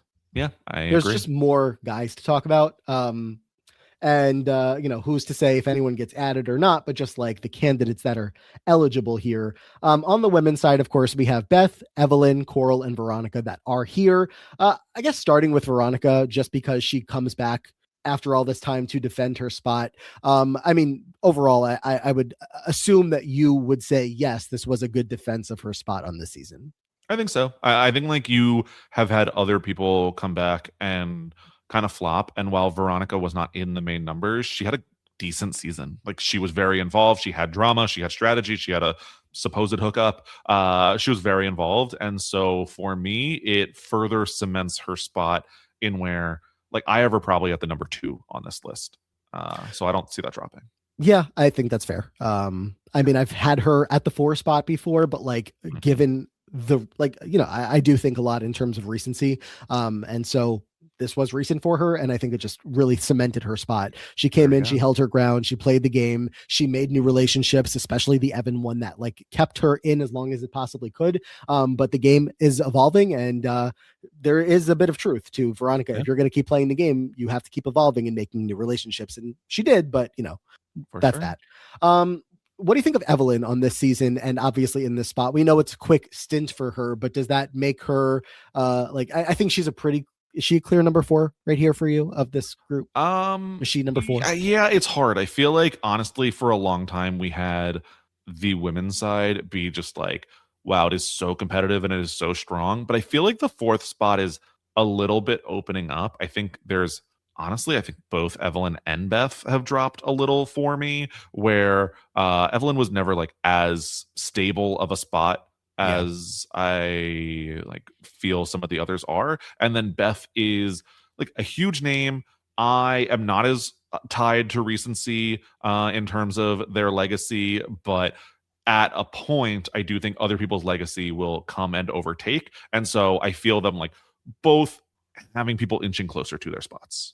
Well, so when it comes to that, I'm just going to start with DM. Obviously has a very short run in this season. We're not adding her back at this point, but because she's previously been on, I want to mention her here. Nothing here to add DM back on. No Tanya also has been on before, and I think we're just not going to reintroduce that, right? I don't think that this does anything to increase her legacy, unfortunately. I think that unfortunately we'll be saying goodbye to Tanya and wish her the best. Supposedly, according to the video, she has posted like once about how she's doing well a couple of years ago, and I hope that that continues to be the case. Right. Katie, any thoughts on Katie? Another person who has been on before, but is she anyway finding her way back up? I love Katie so much. She's in my personal Mount Rushmore of life. But I don't think that I have her overtaking a spot here. Agreed. I wish, and I do think at some point we do a little bit of a, like, maybe it's a patron episode. We just kind of plug and place our 5 through 10 or something like that, or 5 through 8, if nothing else. And Katie, good chance of making it onto that. But unfortunately, I agree, not making it to the top 4. I only have one other name to even just consider here? Do you have more than one name left, or? No, not really. I don't have a lot of movement on the side so far. I'm open to hearing what you're saying. Yeah, I'm not even sure that there is movement here, but I do think we have to at least question, is there any world that Susie has earned a spot here? For me, I think it's definitely worth a discussion. I think that in the producers' minds, Susie's earned a spot. Now, I think from my perspective, and I think the general audience perspective, I don't think Susie's legacy has grown beyond any of these four. I don't think Susie, we're going to be saying goodbye to her. And looking back then, and even on this rewatch, I don't think that Susie's legacy is ever a top four woman on the challenge. I don't disagree, even with the 2 seasons that she's got, a lot of story. The last two that she's now competed on, it's still not to me like the top tier of what the challenge women have had to offer. And that's not to say that she's done a bad job or she's done whatever. Like, she has had such a big impact on those seasons and really proved herself as one of the like all-time great competitors. And I don't think I've ever viewed her in that way before this rewatch, just because with her 4 seasons, you still don't view her as one of the all-time best? I mean, well, look at this. Let me be more specific in what I'm saying. I probably mean more from the political sense than like well-rounded overall, because like the showdown with her and Veronica this season, like that was exciting, of like who can win this political battle between the two of them, like pulling people to their sides of that situation. So watching that go down made her, like, to me, one of the all-time greats for that aspect of the game. Well-rounded. I mean, it's hard to really throw her in that category, but the stats speak for themselves. 2 wins out of 4 seasons, made it to the end all 4 times. Granted, one of them was an early season, but that's besides the point. It's just a matter of, for me, like, if I'm considering Susie for a spot, it's Evelyn's spot. And I do feel like they've both probably had a similar number of like strong seasons. Susie has the OG factor going for her, that she's been around since the beginning. And like, to see her name pop up on this list, I do think would be worthwhile to an extent, but like to cut into Evelyn's reign here, I don't think is very fair, when Evelyn's, honestly, her one big season is probably bigger than any of the Susie seasons at all. I completely agree. Even though Evelyn goes home early here and Susie makes it all the way to the end, it feels like kind of similar impacts from a legacy perspective. Like Evelyn versus KellyAnne and Evelyn throwing it is like something we still talk about. Where Susie doing well on the season, like, yeah, we probably talk about it just as much, if not less, long term. So I don't really think that it is threatening Evelyn's legacy here. I think that in terms of the fan base, again, I think the fan base is looking at Evelyn as much more of a name in the franchise than they are Susie. Agreed. Right. Susie is like sliding around, like the, I don't know, call it 5 through like 12 range. And every time that she steps away, she goes closer to like the 10, 11, 12. But then when she comes back up, it's like, oh, look, she's like 5, 6. But that's not top 4. So no. If she, and look, maybe it'll be Spring Break Challenge that puts her in the top 4. But if she did have like 1 or 2 more seasons that were also even just like one more strong season, I think that there could be a good case there, but we'll leave it at that. Let's look at the men's side of the board. And of course, that is The Miz, Evan, CT, and Kenny. Anything Evan and Kenny, this is a loaded question, did this season to knock them off for you here? There's so many reasons why I dislike these men. Like particularly Kenny this season is just horrific. But in terms of their legacy on the challenge, I think they've only solidified it. I think the show looks at them as invaluable. I think the audience at the time and at the time like looked at them as like the guys. This is the challenge. And so I think in no world do they fall off here. Are they currently in some order your 1 and 2 on this list? Currently, I would say, yeah, it's hard. Mrs. Legacy is like very strong. But I think it's only grown stronger in retrospect than maybe it was at the time. That's kind of what I think. So yeah, I would put Evan and Kenny at 1 and 2 right now in some order. With like, if a spot's opened up here or at any time soon, I'm looking more at a Miz or a CT. I'm looking most at a CT personally. Okay. So just to discuss people that could end up with a spot here, two people that had a spot before, Derek and Darrell. Let's start with Darrell. Unfortunately, I would say for me, not much to add. Unlikely. Yeah. I love Darrell. I don't think this is like the season he makes it back on. I wish Darrell had just a slightly longer run on the Mount Rushmore, but it is what it is. Same with Derek. Like, I like him just fine when he's not being a dick alongside the rest of these guys. But like, as far as him getting a spot back here, not happening. It's hard because I think that like Derek on the show versus Derek in the moment, like the guy, like Derek, I think was a huge challenge name, was a huge part of everything. I think that like there are those people. I'm struggling to like come up with an example right off the top of my head, but like the person that is on the challenge and we don't need to hear a lot from, but like the audience is still just like obsessed with. I think Derek very much is that guy, but I don't think there's anything here that like makes him retake his spot. Wes, not yet. Who do you have more in contention? Between Wes and Bananas, or like anybody that's left? Anyone that's left. Well, so I still have three names here to discuss. Okay. I have Bananas, Brad, and Wes. Interesting. I think I would knock out Bananas first. Sure. Yeah, I mean, Bananas, we've already said earlier in the coverage of this season. This is, in the words of the person who has watched so many challenge seasons, RuPaul. This is not your time. Bananas will have his time. We know that, but it's not now. He is not even behind Evan and Kenny. We keep talking about he's maybe even behind Derek, Evan and Kenny. There is plenty of emerging story for him, but nothing that he has done so far, despite having 2 wins and being the biggest asshole on the show, which is crazy because Evan and Kenny are right there. It's still like his overall, like what do we have to point to from Banana so far is behind all 4 of these guys. Yeah, I think that we discussed the rumor of like we'll never ask you back if you screw over Susie. I feel like Bananas is by far the most at risk of that. Where like the show could lose Bananas, they'd be fine at this moment. We don't need you. Like we need the other 3 guys on this team. Yeah. So I think that firmly tells me Bananas not really in contention here at all. Your next highest name would be of these 3. The next one you would knock off, Wes or Brad? It's hard. They're similar for me. I would say I understand the second season.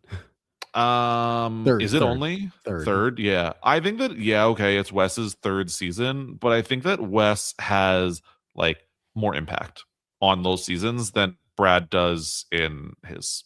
Okay. Evelyn got on in her 3rd? Yeah. Yeah. All right. I have a case. Tell me. I have a case for Brad. And you're probably not gonna, I always say this, you're not gonna like this.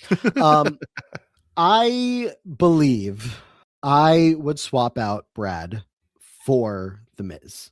Interesting. Here's my case. So it's pretty simple for Brad.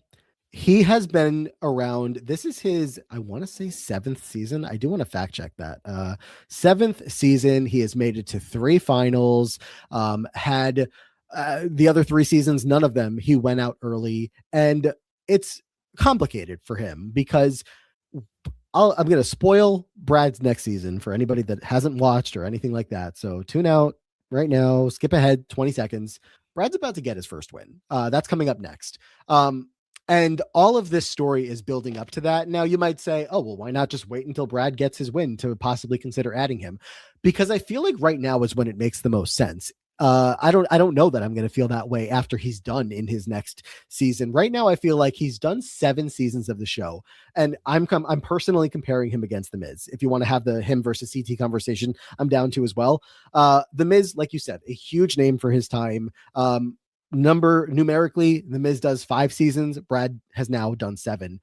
Brad, I think, has just built up a laundry list of memorable moments for himself that he's competed alongside some of these names for many seasons now. He has his own personal story that he's created, this life with Tori, and that keeps getting checked in on. And while he is not JEK. He is not amongst those names that are going to become the future of the show. Well, mind you, Kenny and Evan, not really the future of the show. They're really the now of the show. Prime to be. Brad through era 1 and 2 has just been so like there that it's like he's always been around a 5 or 6. But I'm really just starting to feel like, even though he didn't make it on the season's Mount Rushmore, like if you're looking at who are the male faces of the show at this point, I don't know. I close my eyes and I see Kenny, CT, Evan, and Brad. I like, even though he's not like at the number 1 spot, hasn't gotten his win yet. I don't know. Maybe I don't even have any more to add besides that. I just feel like Brad has earned his spot here. And the Miz, it's just been long enough. And I think that I haven't even heard the Miz's name mentioned on the show since he's left. That's it. Yeah. The thing is, so like, I come at this from the much less of a recency bias because I also had the watching a lot of these seasons, like firmly all of these seasons in the real time at the time. And for me, even though I started watching not after the Miz era, but part of the way through the Miz era, and still at this point, I was like, oh, Miz is like that guy. Like that's the Miz. I think you could give Brad and the Miz equal layoffs. And Brad's like, oh, Brad's back. He's doing another season. And the Miz is like, holy shit, the Miz is back. Like at this era, if the Miz made a return. Whereas Brad goes away for a similar run. And it's okay, Brad's back. Okay, cool. If not longer than the Miz has currently been away from the challenge. So for me, I don't have the Miz losing his spot right now. Because also once we lose the Miz, we can never bring him back, I'm assuming. So that's a scary prospect for me. But I think it's going to happen eventually. And Potentially. It's just like, I mean, I think he is such a like, and also I don't know if this is how you view it. I can't, speak to that. But like the Miz is also such a big name in the world of like entertainment. Obviously, he goes on to be such a bigger name. And I wonder if he didn't have that career, is it still like, oh my God, the Miz is here? Like, yeah, he was a big name at the moment. But of course, I'm also looking at it from the perspective of, as we know, I watched all these seasons later on. So for me, I'm just like, again, the Miz hasn't come up since he was last on. We're not still at reunions talking about like, oh, the Miz, I want to play like the Miz or whatever. Like people will still reference a Beth, a Coral, even if we haven't seen them in a long time. Like their names are still pretty synonymous with the challenge. And I'm not saying that Miz is completely not. Obviously his run to this point, I think makes plenty of sense. But I do think that there are just so many other worthwhile names that I don't want to just say that the Miz is hogging up this spot forever when it's like just looking at the board. It's like, I think we've gotten the idea that the Miz was such a big name for so long, but I always do this, at this point, I feel like finishing out the ruins, or just like even maybe this could have been sooner, maybe this still could be a little later. I feel like Brad is always there. We're always going to him. He's at reunions that maybe he doesn't always need to be at.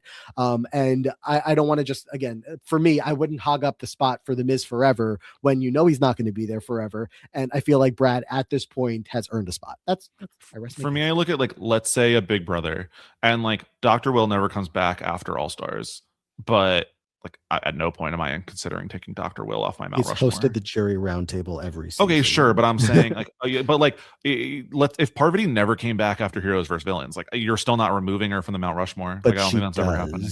Okay, but I'm saying like in so many of those cases, like how many people still and like I don't, but how many people still put like Richard Hatch on their Mount Rushmore?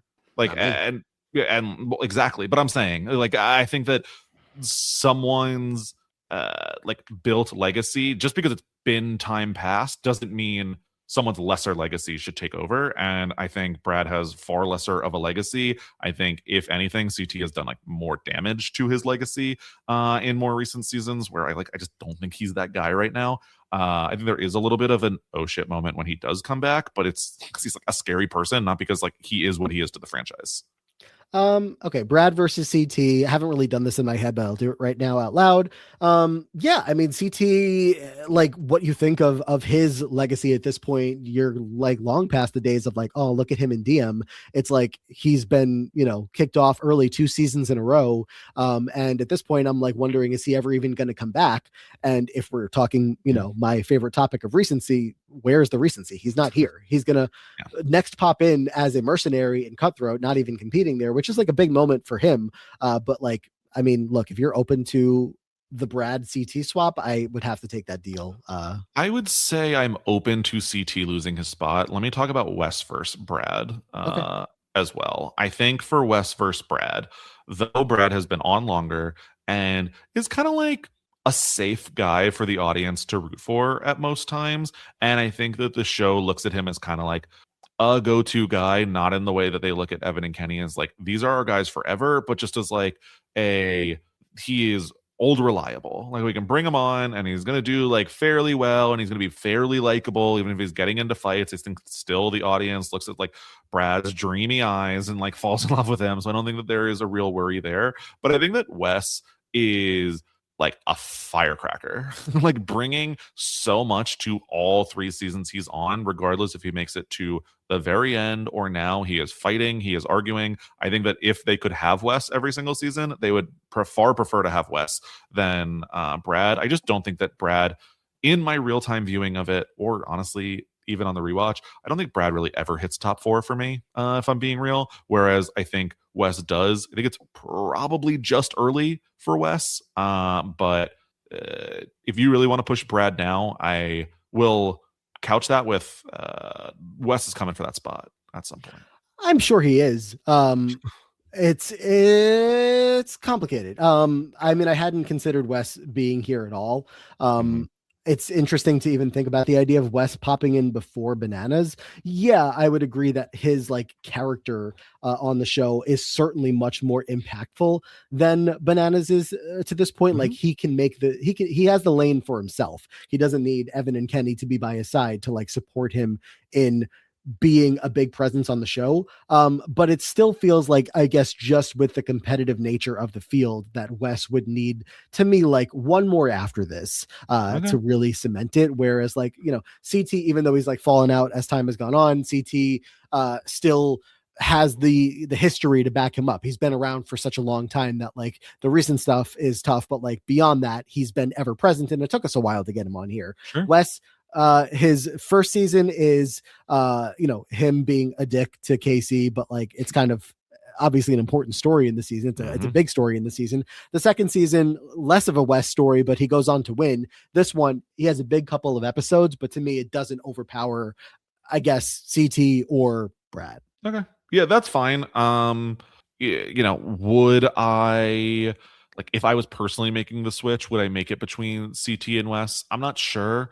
I think I probably have Wes over Brad on average, but if you feel strongly about Brad, I am compromising, or you're compromising on Ms. versus CT, so I could compromise on Brad versus Wes.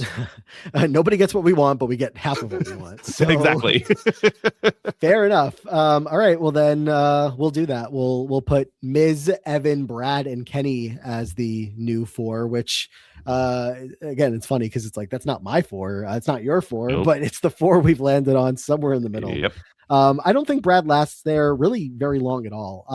I like, if I'm just mapping it out, like I hope it's not like as soon as next season, which he's not on, that he falls off the list. But I guess we'll see if anybody on next season has a strong enough case to put themselves here. But it just like is kind of at least giving that a spot could be more fluid than has been lately for the men's. So, fair enough. And just like in general, seeing Brad's name there, I feel like given, especially in like the long run of him becoming like one of the staples of the show, especially still competing on the show today, like to just see him pop up on here, I think makes some sort of sense. So however it was going to work out, I guess, you know, again, I was going to end up agreeing some way, somehow. There we go. Hoping to agree. Yeah. All right. Well, there's that. Compromise works. We love it.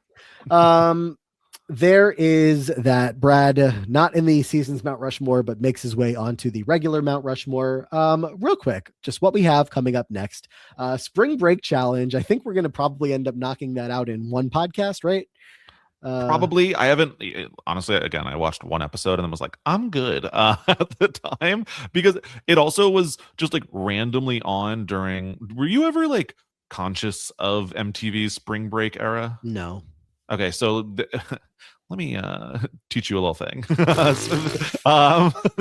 MTV used to just like during spring break go and film like in Cancun, in whatever spring break destination, and they would have like a big stage, and it'd be like, woo, big party, oh my god, and we're doing wet t-shirt contests, and we're doing like whatever random events. They are hosting like TRL from there, and they're having maybe some challengers show up, maybe whatever, but it is just debauchery on stage. You're seeing college students do things that they will regret. And so this was kind of just thrown in there of like, this is part of our spring break programming now. We have a bunch of challenge legends, and they're going to be coaching really random people who you'll never learn who they are. So I am unfamiliar with the spring break challenge. I would say by far the most of any challenge content at this point. Well, it'll be fun, fresh, and new, or at least fresh and new. We'll see about the fun. Yes. We're going to get, an interesting format of that where it's not like these players are going to be competing themselves, but they will have teams. We are going to have a debut. We can't just say she who must not be named forever. So I guess we have to break the seal a little bit. Camilla is going to be debuting on that season, which is obviously notable as she's about to become also a big character on the show, not even starting with Fresh Meat, starting with Cutthroat, but Spring Break truly being her debut. We have Evan and Paula on the season as commentators, not as competitors. Rachel and Landon return for the first time in a season. And then from the Ruins here, we have Evelyn, Darrell, Kenny, Susie, and Wes all competing with a team or as a team captain. So we'll see if that ends up being a 1 or a 2-parter, but I think 1. We'll see. I haven't watched. Yeah, we'll see how long the episodes are, how much content there really is. We'll see. Otherwise, Fresh Meat 2 is up next for us. From the Ruins returning, we have Darrell and Wes, and remember Danny was here. We have Evelyn, Kenny, and Sarah are all back, and will be partnered with one of the newbies. A couple of people are back from a bit of a break. Only one season since we last saw Landon and Ryan and Paula and Jen, but they'll all be back. Scally, it's been 3 seasons since we last saw Jillian of Frank and Jillian fame. It's so funny to get Jillian back. It feels like we have moved on so far past her. We also have a couple of debuts here. Some notable names in Cara Maria, Laurel Stuckey, and to a little bit of a lesser extent, but still going to be a very notable name, Teresa Gonzalez. Yes, Teresa's here. There's a bunch of names here, honestly, names that we saw as recently as season 40 even. Brandon Nelson's here. We got, even on the alumni side, it's the first CJ season. The first, is that it on the alumni? Maybe, which is surprising. Caitlin is here as well. Yeah, Caitlin, Vinny, CJ, Mandy debuts for like 4 seasons to come. Brandon Nelson, you just said. Luke Wolf, I remember him because I remember Cutthroat. It's one of my all-time most memorable seasons, I guess, watches. We'll see if that holds up for me in this rewatch conversation. But who knows? All right, well, that was a lot, of course, for the Ruins. Anything else, or we'll talk about it more as it comes up in future seasons. No, I'm excited to move on past the Ruins. Your experience may vary, but I think overall, came to a good place here. Yeah. If you're looking for more from us, of course, patreon.com/The Free Agents Podcast, which I would say we don't usually have bonus content there relating to the rewatch, but in real time right now, we are working on a little bit of a companion series where we're going through the intros of these old school challenge seasons. All of, they've gotten a little bit more elaborate in like the Ruins time, of course, to get into like a whole, like, let's carve out a day or two before we start filming the challenge to get a whole music video put together of these players. So we'll get to those, but we're talking about them all. We're making our own personal rankings there. Check that out if you're interested. Plus, every podcast we do goes up early and ad-free. But Scally, if people are listening to this in the real time here in the month of June 2026, you have a lot going on. Oh my God, so much going on. Go check out the We Know Love Island feed and the We Know Dating Show's YouTube channel talking about Love Island. multiple times a week. If you want tons and tons of Love Island coverage, well, guess what? It's there. And if you want slightly less, well, then we got multiple different series going on. So you can pick and choose off the menu exactly what you want. Go do that right now. Anything else I'm doing will be on social media at Brian_Scally, whether it be Twitter or Letterboxd, twitch.tv/bscally, making a whole bunch of random reality people on an island. So go look at that. Yeah, including excuse me, stuttering. Going back to Patreon, we have our weekly bonus episodes, but we also have somewhat of a new series, not like consistently planned, but every so often we have Scally and Jonathan popping in to talk about some movies, including a recent Obsession in Back Rooms, right? I always want to say Back Door. It's not Back Door. No, Back Rooms, and we threw Hokum in there a little bit too. So go check those out.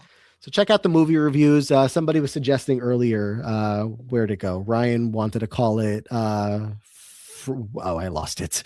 He had a new name for the show. He said it should be called Film Agents.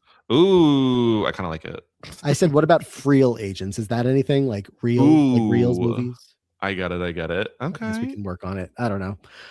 All right. That's it for now. Check out all of that, plus the diary room, if I didn't already say that, talking to Aman, Big Brother, every single week. Lots of fun. Thank you all so much for being here with us. These are always nice and long as we have lots to break down and argue and compromise about in the closing of our challenge rewatches. But Spring Break Challenge up next, followed very quickly by Fresh Meat 2. Until next time, take care, and we hope to see you all in the future.